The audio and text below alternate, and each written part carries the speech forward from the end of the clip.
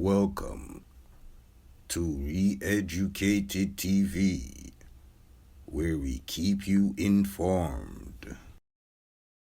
What I'm about to say is not widely known. The division of the world and of the nations and their languages were based on the sons of Noah and his grandchildren. The world have been divided several times over the centuries, and in each instance the world was divided up in the honor of the kingdom of Saturn.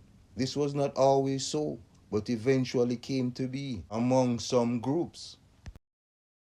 In this lesson, we shall further establish the sons of Noah and the division of the world in their honor. Let me explain. From early as Andronicus, 3rd century BC, Jupiter was called the son of Saturn, and Mars the son of Jupiter. As I have shown, the planets were worshipped by various nations in ancient times, and still by some today. The planets of Saturn, Mars, Venus, Jupiter, among others, were taken as intelligent disposers and thus worshipped as gods. With all that said, the sons of Noah were made to be the sons of Saturn.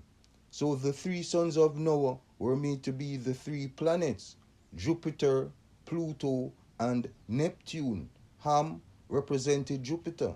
The god Shem represented the planet Neptune, and Japheth represented the planet Pluto. That would make Noah a representation of Saturn in this particular system. Now, the world have been divided into three several times based on the mythos of the sons of Noah, or the three planets mentioned. As it is said, or as far as we know, Noah divided the world into three parts, in which his three sons ruled over, each ruling their own part: Africa, Asia, and Europe, which was the family of Fatima in Cairo, Egypt, the family of Abbas in Baghdad, and the family of Omnia in Spain. In the Constantine era, the world was divided into three yet again after the time allotted to Christ. The new division of the world into three parts was now at Antioch in Constantinople, today's Turkey, Alexandria in Egypt, and Rome of Italy, as it is said that Constantine gave Italy to the Pope, meaning the power of Rome, or the power of the Hagia Sophia, was now moved to Italy and changed to the St. Peter's Basilica. So the world was divided by Noah, or the myth of Noah, into Ham, Shem, and Japheth.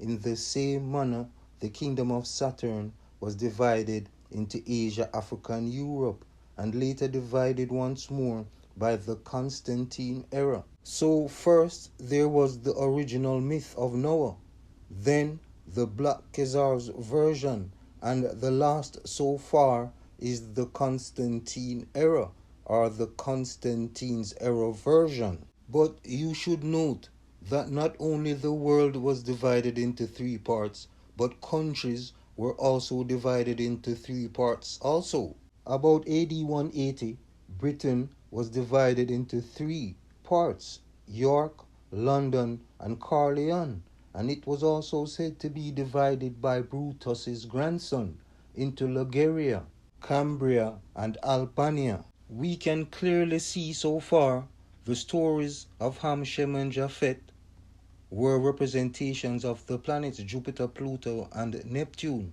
and in honor of the gods who were the three planets, the world was divided, and subsequently the people or tribes were divided as well into 72 nations. So the narrative of Japheth being Asians or Asian descent, Ham being black Africans, and Shem Europeans is incorrect.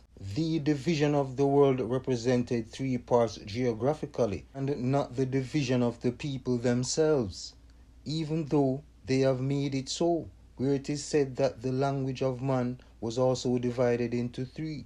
Now after it was said that the world was divided among Noah's sons into three, and again into 72, where the concept of 72 nations came from, Japheth, the youngest, was said to have 12, Ham the second had 24, and Shem the eldest had 36. 21,600 years was divided into three, which is 7,200 years. The libration of the planes of the eclipse and equator, or ecliptic and equator, was supposed to take place in 7,200 years. It was thought to librate three times in 21,600 years, 72 small cycles of 600 years, or 72 large cycles of 6,000 years, in 432,000 years. All the cycles were microcosmic in the same manner. The number 72 was clearly special and was applied to man's everyday life. In the Jewish secret tradition called the Kabbalah, there were said to be 72 angels, or 72 aspects of God. This was also called the 72 Shem angels, 72 stars, 72 nations, as mentioned earlier. 72 is everywhere. In the Indus, there were 72 Dutas, or angels, and 72 Soliman, or Soliman. The Khazars had 72 sects and 72 helpers, 12 advisors, and 12 imams. Moses and Jesus, it is said, appointed 72 servers or servants. It is also said there are 72 members of the heavenly council. Jesus was expired for 72 hours or 3 days. Jonah was said to have spent 72 hours or 3 days in the whale. 72 disciples later became 70 disciples or apostles. So the number 72 was used to calculate the various cycles. 12 times 6 equals 72, and 12 times 600 equals 7,200. You now know the reason why 72 was applied to man's everyday life. Now, in the book of Geoffrey of Monmouth, it mentions the divide, where Lud, son of Shem, was made to be the eponymous ancestor of the Brits. The book of Jubilees mentions how the world was divided between Noah's 3 sons and grandsons, and that Lud received the mountains of Asher and all pertaining to them, till it reaches the great sea, and to the east of Asher, who was said to be his brother. Now, Lud's portion seems to refer to the entire Anatolian peninsula, west of Mesopotamia. So Lud became the eponymous ancestors for many nations. In the book, The Meadows of Gold and Mines of Shem, says the first king of Persia was Lud, son of Shem. The Muslim historian Muhammad ibn Jarir al-Jabari mentions a tradition that the wife of Lud was the daughter of Japheth, and they gave birth to Faris, Jarjan, and the Persians. He also states that Lud was also the progenitor of the Amalekites, Canaanites, and the people of the east, Oman, Hejaz, Syria, Egypt, and Bahrain. It is important to remember that all these stories are allegorical, of course, because Lud was the grandson of Saturn and the son of Neptune. So Lud is a representation of one of the 3 divisions of the kingdom of Saturn. Lud was also the eponymous ancestors of the Lydians. Lud and Ludin are names of the eponymous ancestor Lud, son of Shem, or son of Neptune. So Lud is a representation of one of the 3 divisions of the kingdom of Saturn. The planet, that is. As mentioned before, Brutus, the mythical king of Britain, who was said to be the son of the Trojan hero Aeneas and the founder of the first kings of Britain, his grandson was said to have divided the region into England, Scotland, and Wales. England was Liguria. Camber or Cambria is Wales, and Albanactus became Albania and later Alba in Scotland, which was originally called Cymru, which later became Camber, then Cambria. Locrine became Loegria and later England, and Albanac became Albanactus or Albania. Brutus is considered to be the eponymous founder of the first kings of Britain. With all that said, Lud was the grandson of Neul, who was Noah, who was the planet of Saturn, and the son of Shem. Shem is Neptune. In other words, the first avatar known as Menu, Noe, Neul, and Noah was actually the planet Saturn. Saturn was given the name Noah. So, the story of modern Asians being Japhet, modern Europeans being Shem, and modern Africans Ham was fabricated. The inventors of the Neros were Negroid. All the ancient statues were done by them. Therefore, it is only right that the gods were depicted as Negroid. As I have shown, Lud was thought to be the first king of the Lydians, Egyptians, Mesopotamians or Sumerians, Persians, Amalekites, Canaanites, Oman, Hejaz, Syria, Bahrain, and parts of Europe. The statue of Lud was depicted as a Negroid, as seen here. So the people who created the concept were Negroid, no doubt. The nation of Ham, being the black nation of Africa, is not true, because as I have shown, Shem, or the so-called nation of Shem, were also a nation of blacks, or Negroid.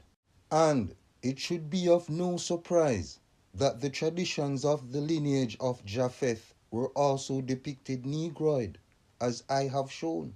Furthermore, the statue of Noah was also depicted as a Negroid in Egypt under the name of Menes, and Memnon by way of this carved bust. Now, all of this is shown to reinforce that the inventors of this ancient system were Negroid. They were Negroid in ancient times when Noah first represented water, then another era when he represented the sun, and then he was a representation of Saturn. In all three instances, the people were Negroid, or the inventors were Negroid. Many ancient authors and historians have made it known, even up to the 1800s.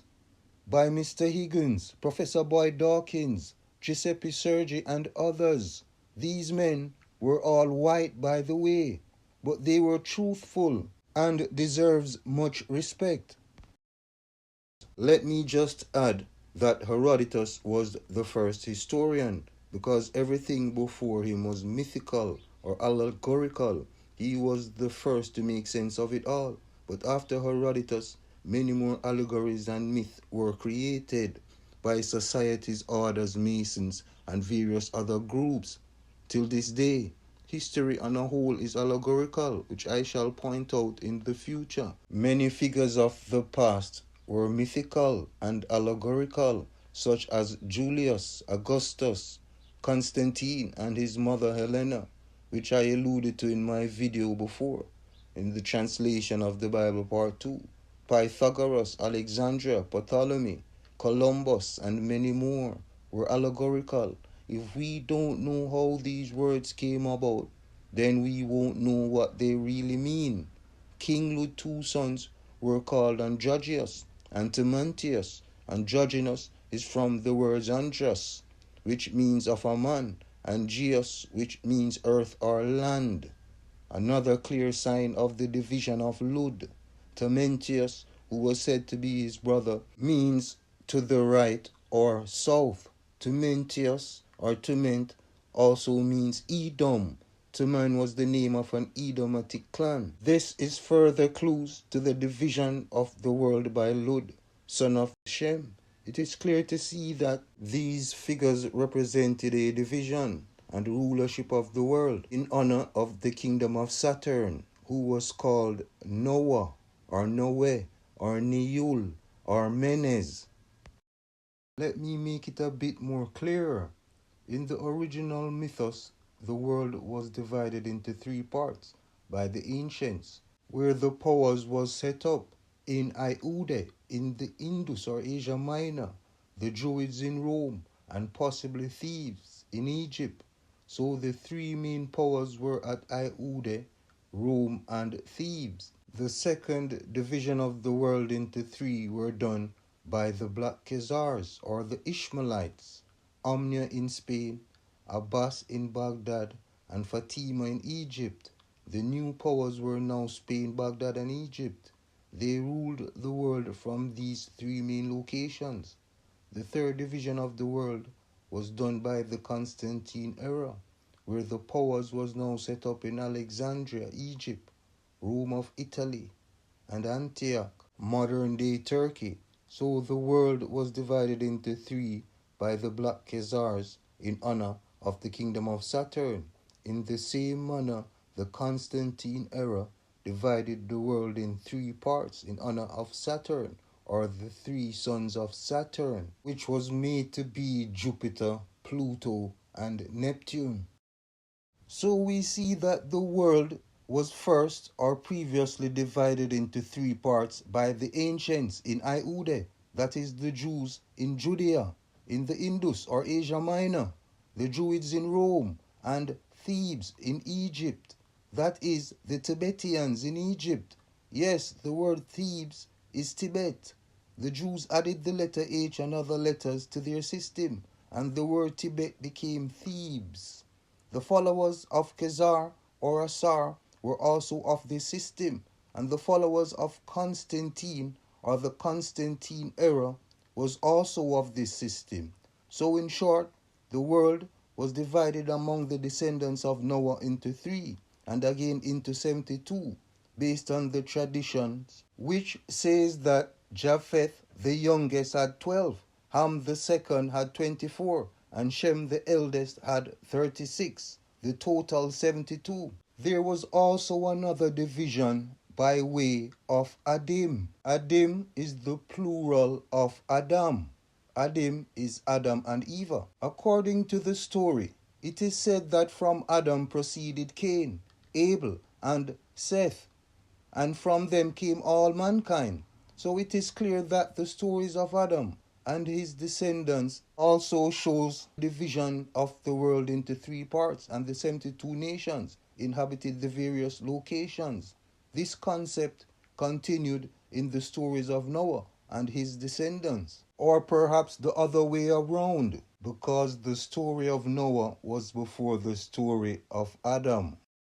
No, we were told that Shem had 5 sons, Elam, Asher, Arpachshad, Lud, and Aram. But we now know that it was first made to be 36. Ham was said to have 4, Cush, Mizram. Mizram is Egypt, Put, and Canaan. And Japheth was said to have 7, Gomer, Magog, Madai, Javan, Tubal, Meshech, and Tyrus or Tiras. We now know that Japheth, the youngest, was first said to have 12, and Ham the second was said to have 24. The lineage we were given does not amount to the 72 nations. 5, 4, and 7 is actually 60 nations.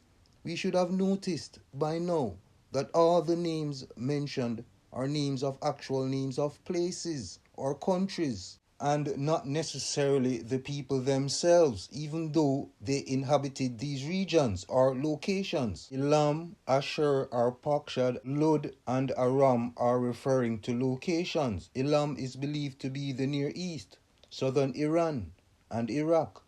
Asher is believed to be northern Iraq or northern Mesopotamia.